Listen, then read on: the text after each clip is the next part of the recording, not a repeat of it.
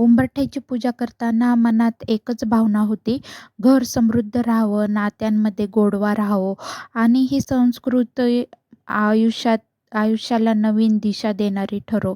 आजचा दिवस स्वामींना जोडलेला आहे.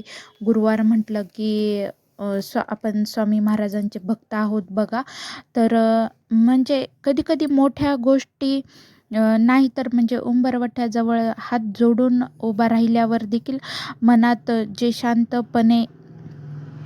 शांत विचार होतात बघा, तेच खरं समाधान म्हणजे देऊन जातं एक नात्याला. आणि आज मला ना उंबरवट्याची पूजा करताना मी फक्त देवाला नाही तर म्हणजे माझ्या घरातल्या प्रत्येक नात्याला वंदन केलेलं आहे. की म्हणजे माझ्या घरातील सर्व माणसे, सर्व आम्ही सगळेजण सुखी राहावं वगैरे. आणि मग मी अशा प्रकारे आज गुरुवार म्हणून बघा उंबरवट्याची वगैरे म्हणजे मी डेली उंबरवट्याची पूजा करते. पण मग आज थोडीशी स्पेशल असते, की हळदीचं लेपन म्हणा किंवा मग हळदी-कुंकाचे स्वस्तिक आणि मग रोज म्हणजे मी हळदी-कुंकाचे स्वस्तिक काढून इबीत वगैरे लावत असते. पण मग आज थोडंसं हळदीचं लेपन वगैरे पण करत असते बघा. आणि हळदीचं लेपन केलं की म्हणतात आपल्याला लक्ष्मी वगैरे टिकून राहते आणि घरात म्हणजे सर्व सुख संपन्न नांदते. तर अं, आणि मग मी इबीत वगैरे पण लावून घेत असते बघा. असं म्हणतात की भोलेनाथ शंकरांना जेव्हा म्हणजे ते जास्त जेव्हा मनस्तापाला गेले होते, तेव्हा त्यांना म्हणजे इबीत वगैरे त्यांचा राग शांत होण्यासाठी लावतात. तर म्हणजे जी एक आपल्या घरामध्ये नकारात्मकता ऊर्जा बाहेरून जी येते ना, तर ती नकारात्मकता ऊर्जा आपल्या घरामध्ये येऊ नये, म्हणजे सदैव पॉझिटिव्ह एनर्जी वगैरे राहावी घरामध्ये, यासाठी मग आम्ही म्हणजे इबीत वगैरे लावत असतो बघा. आणि इबीत तर मी डेलीच लावत असते म्हणजे. आणि मग आज गुरुवार म्हणून हळदीचं लेपन वगैरे करून घेत असते. मग मी अशा प्रकारे म्हणजे केली होती बघा उंबरवट्याची पूजा वगैरे. आणि मग म्हटलं आता दिवा ते लावून घ्यावा, धूप वगैरे दाखवून घ्यावं. तर मग हे बघा मी दिवा ते लावून घेतला, असा कोपऱ्यामध्ये वगैरे लावला होता. कारण की आमच्याकडे ना झाडं असल्यामुळे थोडीशी हवा खूप येते बघा. आणि मग तुम्हाला माझी उंबरवट्याची पूजा कशी वाटली आहे, तर मला कमेंटमध्ये नक्की सांगा मैत्रिणींनो. चला तर मग आता मला स्वामींची पण पूजा वगैरे करून घ्यायची होती बघा. आणि म्हटलं आता आपण स्वामींची वगैरे पूजा करून घेऊयात. तर मग हे बघा सगळी तयारी वगैरे केली होती मी.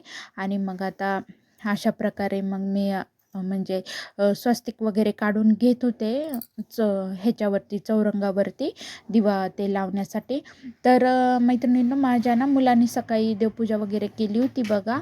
आणि स्वामींना गंध वगैरे त्यांनी लावला होता स्कूलला जाण्याच्या अगोदर. माझे दोन्ही मुलं पण म्हणजे स्वामींची भक्ती करतात आणि मग त्यांनी फूल वगैरे घातलं होतं बघा सकाळी. मग म्हटलं दिवा ते लावायचा राहिला होता, म्हणून म्हणलं चला आता मग माझी पण पूजा करायची राहिली होती. मी जप वगैरे करून घेतला होता आणि मग आता दिवा वगैरे प्रज्वलित करते आणि स्वामींची पूजा वगैरे करून घेते. मग तुम्ही पण असे स्वामी भक्त आहेत का? मला कमेंटमध्ये सांगा. आणि मग मी निशंक होई रे मना असं म्हणत म्हणत बघा देवाची पूजा वगैरे म्हणजे केली होती आज. स्वामींचा मंत्र तर म्हणजे सकाळी उठल्यापासूनच होता बघा चालू. आज तर जप डेली पण असतो, पण आज पण म्हणजे कंटिन्यू सुरू होता. आणि मग मी असं गंध वगैरे लावून घेतला स्वामींना आणि छान अशी स्वामींची पूजा केली की मनाला एक वेगळीच प्रसन्नता येते बघा. आणि मग मी असे फुलं वगैरे आज होते म्हणजे पिवळे फुलं ते. आणि मग आता कुंद्याचा सीझन आहे, तर मग मी कुंद्याचे पण फुलं स्वामी महाराजांना वगैरे घातले बघा. आणि तुळशीचे मंजुळा. आणि मग म्हटलं आता आज गुरुवार आहे, तर मग स्वामींना नैवेद्य वगैरे मग मी नैवेद्य वगैरे दाखवून घेणार आहे आता. तर मग हे बघा हे तुळशीची मंजुळा अशी बसतच नव्हती बघा. मग मी त्याला कसं तरी म्हणजे ॲडजस्ट करून बसवलं स्वामी महाराजांच्या तिथे. आणि मग अशा प्रकारे मी नैवेद्य वगैरे ठेवून घेतला वाटीमध्ये. आणि त्याला पाणी वगैरे फिरवलं, स्वामींना मुजरा वगैरे केला बघा. आणि मग म्हटलं आता आपण तुपाचा दिवा वगैरे प्रज्वलित करून घ्यावा स्वामींपुढे. आणि स्वामींचा आशीर्वाद घेतल्याशिवाय म्हणजे मनाला एक शांतताच लाभत नाही बघा. तर म्हटलं चला आता मला मागच्या गुरुवारची पण पूजा तुम्हाला शेअर करायची होती, पण काही जमलंच नव्हतं. म्हणून म्हटलं आता ह्या गुरुवारी तरी तुम्हाला शेअर करावी. म्हणून मग बघा, मग आता अशा प्रकारे म्हटलं धूप वगैरे पण लावून घ्यावा. आणि मैत्रिणींनो, तुम्ही पण स्वामींची सेवा वगैरे करतात का? तुम्ही काय काय सेवा करतात स्वामींची नित्यसेवेमध्ये? तर मग मी तर म्हणजे एक माळींचा जप, मला रोज तेवढं जास्त होत नाही करणं, म्हणून मग मी एक माळ वगैरे जप करत असते बघा. आणि मग म्हणजे स्वामी चरित्राचं पारायण वगैरे पण ते पण मग असं 3 दिवसाचं वगैरेच मग मी करत असते, संध्याकाळी वगैरे वाचन करून, कारण सकाळी तर मला होतच नाही, खूप गडबड असते बघा. मग मी अशा प्रकारे स्वामींची आरती वगैरे करून घेतली, कापूर लावला, धूप लावला.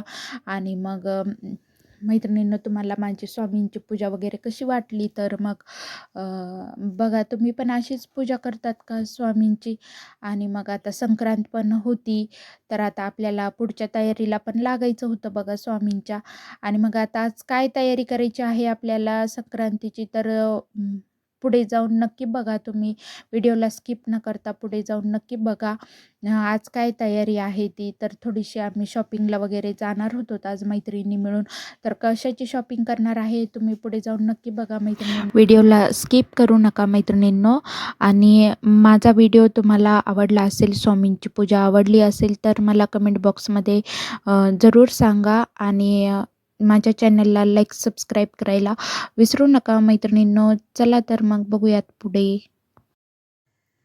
तर मंडळी म्हणजे तुम्हाला पण स्वामी महाराजांची पूजा वगैरे केल्यानंतर प्रसन्न वाटतं का बघा? मला तर खूप छान प्रसन्न असं वाटतं बघा.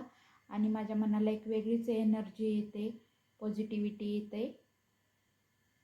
चला तर मग आता आपण राहिलेले माझे सगळे बाकीचे कामं वगैरे करून घेऊयात. श्री स्वामी समर्थ.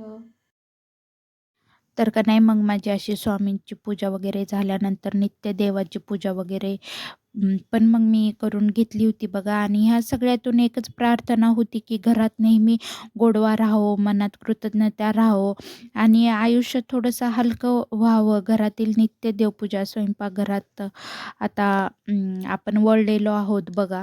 तर मग आता मला करायची होती बघा करडीची भाजी, कारण की माझा बाकीचा तर सगळा स्वयंपाक झालेला होता बघा. मी वरण वगैरे लावून घेतलं होतं, शिजवून घेतलं होतं. आता राईस वगैरे लावला होता आणि मग माझी करडीची भाजी फक्त राहिली होती करायची. तर म्हटलं की म्हणजे हे सगळं करताना मला एक गोष्ट जाणवली की गृहिणीचं आयुष्य म्हणजे रोजची पूजा आहे. त्यातनं परत सण म्हणजे फक्त पूजा नाही, तर सण म्हणजे मैत्रिणीच्या गप्पा, आठवणी, स्वतःसाठी थोडासा वेळ आणि मैत्रिणींसोबत आपण केलेला टाईम स्पेंड बघा.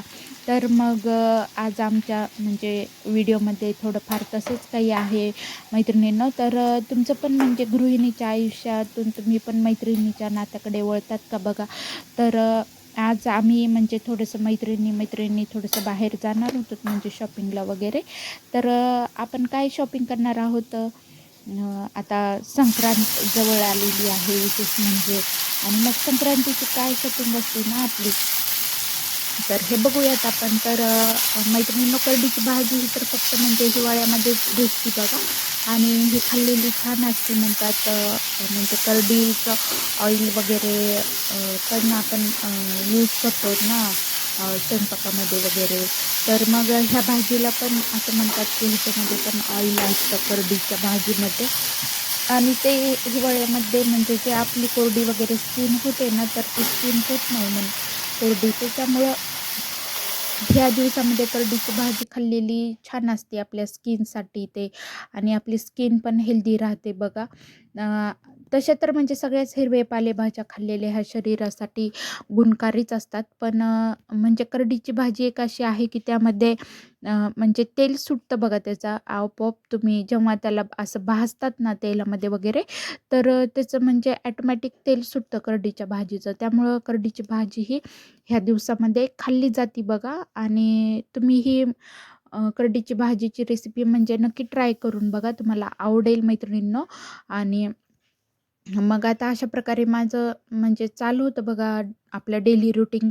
आणि एका गृहिणीच्या आयुष्यामध्ये आणखीन दुसरं काय असणार ना म्हणजे आणि तिला आज काहीतरी वेगळं करायचं होतं बघा गृहिणीला. म्हणून म्हटलं चला आता मैत्रिणींसोबत आपण शेअर करूयात की आता संक्रांतीची तयारी कुठपर्यंत आली आहे काय नाही.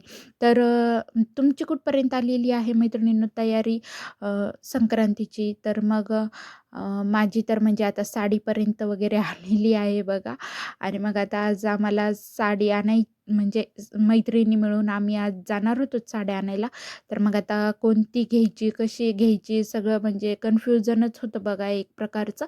तर आता काय म्हणजे आम्ही कोणत्या प्रकारची साडी आणतो, वर्कची आणतो का मग काठपदर आणतो किंवा आणखीन काही नवीन निघालेल्या आहेत दुकानामध्ये, हे आपण पुढे जाऊन नक्कीच बघूयात. आणि मग आता चला, मग आता माझं म्हणजे शक्यतो सगळंच काम आवरून घेतलेलं होतं बघा. कुकरला पण छान अशा शिट्ट्या होत होत्या. मुलं पण माझे स्कूलला गेलेले होते सकाळीच आवरून. आणि मग आता आम्हाला मुलं आमच्या स्कूलमधून येऊस तर आम्हाला घरी परत यायचं होतं बघा. कारण की मुलं येण्याच्या अगोदर घरी यायचं असं प्लॅनिंग आहे. तर चला तर मग आता पुढे जाऊन बघा. तर मग आज आम्हाला म्हणजे सगळ्यात आवडतीचा क्षण म्हणजे महिलांचा किंवा गृहिणींचा.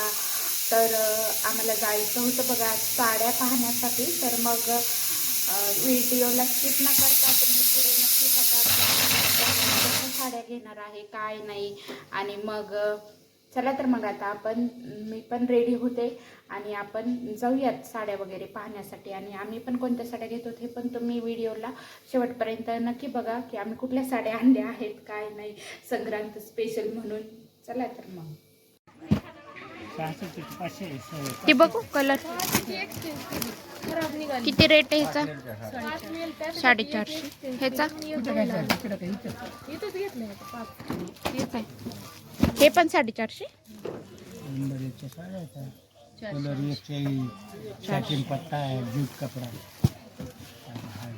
कलर नाहीत का मामा ह्याच्यात अजून दुसरे. काय कलर नाही तर काय लाल पाहिजे का रातून कलर. हा चॉकलेटी. आता हे पिवळ्याला पिवळं दिसू लागले की आता पिवळ्याला पिवळं म्हणजे आता त्याच्यात आहे ती कलर कंपनीचे कलर आहेत. उघडून दाखवता का. तुम्हाला जी आवडेल ती घ्यायची. हा तुम्हाला कोणती आवडली सांगा. हे असेच कलर. गडवाल साडी ना खूप अशी भरून दिसती बघा छान. का गडवाल साडी पलीकडून आहे का. काय रेट आहे मावशी त्याचे. 1250.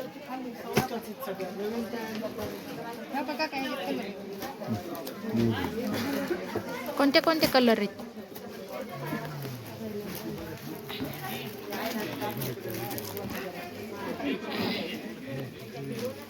डार्क ग्रीन घ्यायचा का. नको.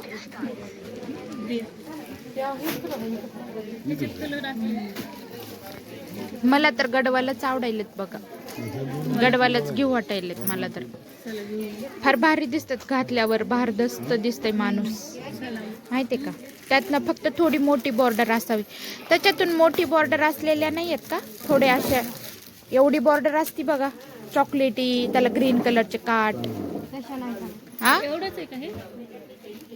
ती मावशी नवीन आहेत काही की त्यांना नवरीच्या असल्यासारख्या आहेत. नवरीच्या साड्या असल्यासारख्या. ह्याचा काय रेट.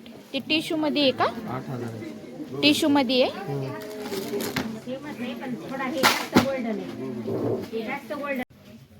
किती ह्याच पण वर्क कट वर्क किती छान आलंय. Flower print. क्रश. ब्लाऊज कसं आले त्याचं? ब्लाऊज सिंपलच आहे. सिम्पलच. फक्त बाही वर्क आली वाटतं. छान आहे बघा ते. घेऊ का? घ्या. छान वाटायली म्हणजे स्टोन वर्क असल्यामुळे नवीन काहीतरी. अजून दुसरं ते काय दोरा वर्क ह्याच्यातून दाखवले का? जांभळ्या ह्याच्यातून. हे त्या जांभळ्याच्या ह्याच्यातून दाखवले वाटतं.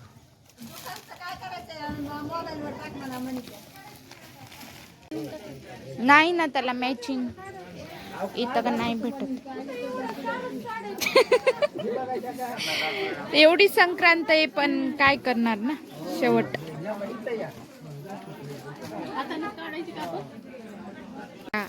वर्कच्या साड्या आहेत वाटतं इकडं सगळ्याच. छान आहे बघा हा पण कलर.